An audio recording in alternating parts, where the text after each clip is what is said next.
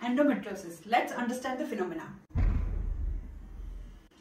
पहले ये समझिए कि यूट्रस की जो इनर लाइनिंग होती है उसको एंडोमेट्रियम कहते हैं। ये अगर लाइनिंग बॉडी के रॉन्ग पार्ट पे प्रेजेंट हो जाती है तो इस कंडीशन को एंडोमेट्रियोसिस कहते हैं। जब पीरियड आते हैं तो जो नॉर्मल एंडोमेट्रियम है वो तो ब्लीड कर ही रही है, साथ में ये जो एब्नॉर्मली प्लेस्ड एंडोमेट्रियम होती है वो भी ब्लीड करती है। जब ये नेचुरल एंडोमेट्रियम ब्लीड करता है तो वजाइना के थ्रू ब्लड बाहर आ जाता है, पर जहाँ पे ये एंडोमेट्रियम अंदर प्रेजेंट है उसको ब्लड का आउटलेट नहीं मिलता, वहाँ ब्लड इकट्ठा होने लग जाता है और इवेंचुअली ब्लड सूख करके आसपास के सारे ऑर्गन्स को आपस में चिपका लेता है। फिर जब पीरियड वापस आते हैं तो फिर से ब्लीडिंग होती है इन टिश्यूज में और ये टिश्यू वापस से उसी फिनोमिना में चले जाते हैं और फाइब्रोसिस एक से बढ़कर एक होती जाती है। ये यूजुअली अर्ली 20s और 30s में डायग्नोस होते हैं। 10 में से एक फीमेल इससे सफ़र कर रही होती है और आउट ऑफ 100 38 फीमेल्स इनफर्टिलिटी से सफ़र कर रही होती है।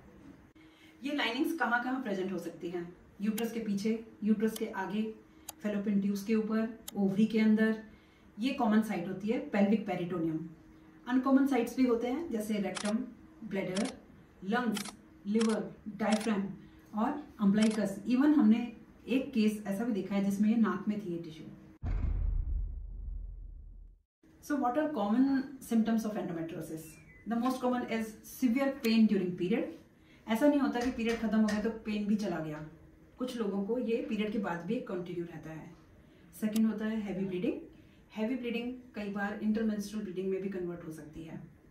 थर्ड इंपॉर्टेंट चीज़ होती है ब्लॉटिंग, डायरिया एंड वॉमिटिंग भी हो सकता है। कई बार पेशेंट इतना पेन होता है कि फेंट भी हो जाता है। अगर ये स्टेज 4 का एंडोमेट्रियोसिस है तो आपको मोशन जाने में भी दिक्कत आ सकती है और यूरिन में ब्लड भी आ सकता है। ये most common cause of infertility होता है इन यंग एज में, क्योंकि इसमें इंटरकोर्स करने में भी बहुत पेन होता है। एग्जैक्ट कॉज ऑफ एंडोमेट्रियोसिस तो आज तक नहीं पता है, बट इसके कुछ हाइपोथेसिस हैं कि जब मेंस्ट्रुएशन होती है तो उसके जो टिश्यू होते हैं रेट्रोग्रेड चले जाते हैं, मीन्स फेलोपियन ट्यूब से होके टमी में आ जाते हैं, या जब एम्ब्रियो डेवलप हो रहा होता है तो उस समय जो अंदर की लाइनिंग होती है एब्डोमेन कैविटी की, उस लाइनिंग में नेचुरल चेंजेस आ जाते हैं जो एंडोमेट्रियोटिक सेल्स में कन्वर्ट हो जाते हैं।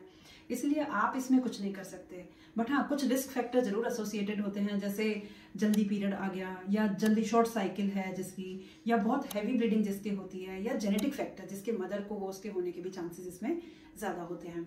इसमें आप कुछ नहीं कर सकते क्योंकि ये हार्मोनल ड्रिवन प्रॉब्लम है, specially oestrogen hormone. Oestrogen hormone इसमें जो ब्लड वेसल्स ग्रो कर रही होती हैं उनके मल्टीप्लिकेशन में भी हेल्प करती है, जिसको नियो एंजियोजेनेसिस कहते हैं। तो जब तक ईस्ट्रोजन हार्मोन आपकी बॉडी में है, एंडोमेट्रियोसिस आपका पीछा नहीं छोड़ेगा। So what is complication of endometriosis? Most common complication is infertility. अब इनफर्टिलिटी क्यों हो जाती है? क्योंकि जब ये फाइब्रोसिस हो गया, जब सारे ऑर्गन्स आपस में चिपक गए तो यूट्रस, ट्यूब, ओवरी वो भी आपस में चिपक जाते हैं, तो इनका जो नेचुरल आर्किटेक्चर होता है वो डिस्टर्ब हो जाता है। जब भी एग रिलीज होता है, पहले तो ये समझिए अगर ये ओवरी के अंदर हो गया तो उसमें सिस्ट बना लेता है और उसमें ये जो ब्लड इकट्ठा हो जाता है ना, चॉकलेट कलर का होता है डिजनरेट होते होते, इसलिए इसको चॉकलेट सिस्ट भी कहते हैं। जो एग बना ना वो पुअर क्वालिटी का बनता है, वो फर्टिलिटी कॉज नहीं करता। सेकंड है, जब अगर एग रिलीज हो भी गया और ये गुड क्वालिटी का भी है कि फर्टाइल हो सकता है ये, तो ये जो ट्यूब होती है इसका जो रास्ता होता है वो टेढ़ा मेढ़ा हो चुका होता है, तो ये एग को यूट्रस तक माइग्रेट नहीं होने देती है।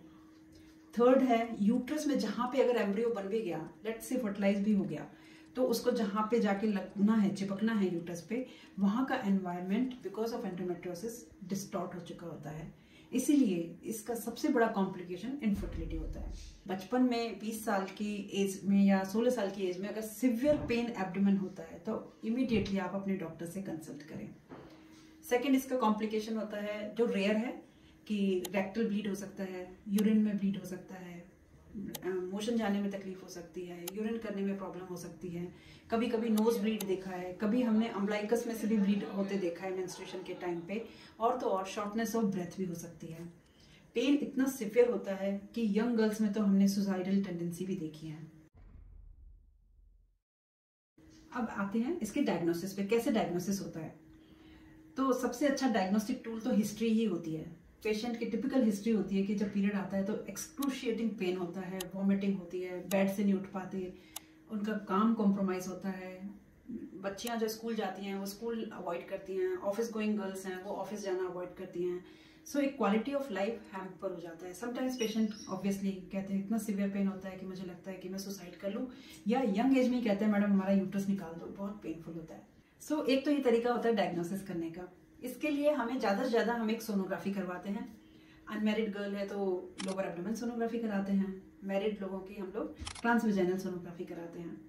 समटाइम्स सोनोग्राफी में कुछ नहीं मिलता है ग्रेड 1 एंडोमेट्रियोसिस में, तो हम कई बार MRI भी ऑफर करते हैं। MRI बहुत ही सेंसिटिव टूल है टू डायग्नोस एंडोमेट्रियोसिस, प्रोवाइडेड थोड़े से चेंजेस अंदर विजिबल चेंजेस हों, वही MRI पकड़ पाता है। 100% डायग्नोसिस एंडोमेट्रियोसिस का टिश्यू बायोप्सी से ही होता है। सो सिंस जैसे मैंने कहा कि यूजुअली ये यूट्रस के बाहर मतलब पेट के अंदर होते हैं ये लाइनिंग, ये सेल्स, तो लेप्रोस्कोपी के द्वारा वो लाइनिंग की हम लोग सैंपलिंग लेते हैं जिसे पेरिटोनियम बायोप्सी कहते हैं, उससे इसका डायग्नोसिस 100% किया जाता है। बट वो एक इन्वेजिव टेस्ट है, इसलिए हम लोग वो जल्दी से ऑफर नहीं करते until endometriosis grade 3rd and 4th का हो और पेशेंट की क्वालिटी ऑफ लाइफ बिल्कुल ही कॉम्प्रोमाइज हो गई हो। तो अब आते हैं मैनेजमेंट एंड ट्रीटमेंट पर। ये डिपेंड करता है मैनेजमेंट इसका कि आपकी एज क्या है, क्या आप फ्यूचर प्रेगनेंसी प्लान करना चाहते हैं, आपके सिम्टम्स कितने सिवियर हैं। 3 इंपॉर्टेंट फैक्टर हैं। लेट्स से अगर आपकी एज बहुत कम है, जैसे 20 साल की एज है और अभी आपको फर्टिलिटी नहीं चाहिए, तो हमारा मैनेजमेंट प्लान बिल्कुल अलग होगा। लेट्स से आपकी एज 30 साल है और आपको प्रेगनेंसी चाहिए, तो हमारा मैनेजमेंट प्लान बिल्कुल अलग हो जाता है। थर्ड थिंग है कि दोनों ही चीज़ें, एज और फर्टिलिटी को अगर हटा दें, बट अगर सिम्टम्स बहुत सिवियर हैं, पेन बहुत तेज है या अदर सिम्टम्स है, तो हमारा प्लान बदल जाता है। सो फर्स्ट सेगमेंट की बात करते हैं। अगर आपकी एज 20 साल की है और आपको फ्यूचर फर्टिलिटी अभी नहीं चाहिए, तो हम पेशेंट को मेडिकल मैनेजमेंट पे रखते हैं। सेकंड कंडीशन जो होती है फर्टिलिटी चाहिए, तो उसमें डिपेंड करता है ग्रेड 1 है, ग्रेड 2 है, ग्रेड 3 है, ग्रेड 4 है। ग्रेड 3 और 4 में यूजुअली लैप्रोस्कोपी एडवाइस की जाती है। ये कब होता है? जब सब कुछ आपस में चिपका हुआ है, यूट्रस, ओवरी एंड ट्यूब का आर्किटेक्चर जो है वो डिस्टर्ब्ड है, या ओवरी के अंदर सिस्ट है जो आपको पेन कर रही है। थर्ड कंडीशन जो मैंने बताई जिसमें सिवियर पेन होता है, तो irrespective of anything we have to go for surgery to remove that cells और टिश्यू और cyst so that we can give symptomatic relief to patient. Hormones किसी भी फॉर्म में दिए जा सकते हैं, इंजेक्टेबल फॉर्म में दिए जा सकते हैं, खाली प्रोजेस्टेरोन वाले दिए जा सकते हैं, एस्ट्रोजन प्रोजेस्टेरोन कॉम्बिनेशन में दिए जा सकते हैं। और तो और जब मेनोपॉज आता है तो ये डिजीज अपने आप ही रिग्रेशन में चली जाती है, क्योंकि इसको हॉर्मोन्स का सपोर्ट नहीं मिल रहा होता है। Now surgical management again depend. अगर आपको फ्यूचर फर्टिलिटी चाहिए तो फिर सिम्टोमेटिक रिलीफ के लिए सर्जरी की जाती है, और यूजुअली आजकल लेप्रोस्कोपी से होती है। जैसे अगर ओवरी में सिस्ट है तो सिस्टेक्टमी कर दिया जाता है, ओवरी को नहीं निकालते हैं, खाली और खाली सिस्ट को निकाल देते हैं, और इसी के साथ ट्यूब एंड ओवरी का जो आर्किटेक्चर है उसको रीस्टोर करते हैं। कई बार डीप एंडोमेट्रियोसिस प्रेजेंट होता है, जैसे कि रेक्टम और वेजाइना के बीच में प्रेजेंट होता है, जैसे डीप इन्फिल्ट्रेटिंग एंडोमेट्रियोसिस कहते हैं। तो जो नोड्यूल्स होते हैं उनको भी हम लोग निकाल देते हैं सो दैट पेशेंट को पेन से रिलीफ मिल जाए। अगर फ्यूचर प्रेगनेंसी प्लान नहीं करना है और आपकी एज अगर 40 साल से ज़्यादा हो गई है, डेबिलिटेटिंग डिजीज़ है, आप इससे परेशान हो चुके हैं, तो हिस्टेक्टमी फाइनल इसका ट्रीटमेंट होता है।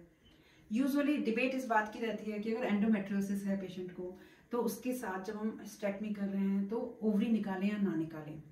पेशेंट के साथ प्रॉपर काउंसलिंग के साथ ओवरी निकालने का भी डिसीजन लिया जा सकता है, सो दैट जो हार्मोन एस्ट्रोजन प्रोड्यूस हो रहा है ओवरी के अंदर, उसको परमानेंटली शट डाउन कर दिया जाए और इन टिश्यू को फीड ना मिले। एंडोमेट्रियोसिस बहुत ही ड्रीडफुल कंडीशन है। सिवियर पेन के कारण आपकी क्वालिटी ऑफ लाइफ कॉम्प्रोमाइज होती है। यूजुअली ये 20s में शुरू हो जाती है। सो जब आप अर्ली एज में होते हैं और सिवियर पेन हो रहा होता है तो इसे कभी भी इग्नोर ना करें, डॉक्टर के पास जाएं। अर्ली स्टेज पे हार्मोनल ट्रीटमेंट से इस डिजीज को अरेस्ट किया जा सकता है। सो ग्रेड 1 से ग्रेड 4 तक नहीं जा पाते। अर्ली स्टेज में ट्रीटमेंट होने से इनफर्टिलिटी भी कम होती है। नंबर 2, इसका मैनेजमेंट बहुत आसान है। मेडिकल मैनेजमेंट भी अवेलेबल है और सर्जिकल मैनेजमेंट भी अवेलेबल है।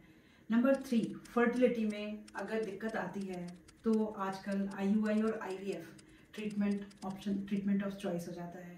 नंबर 4, जब मेनोपॉज हो जाता है तो एंडोमेट्रोसिस अपने आप ही रिग्रेस हो जाती है।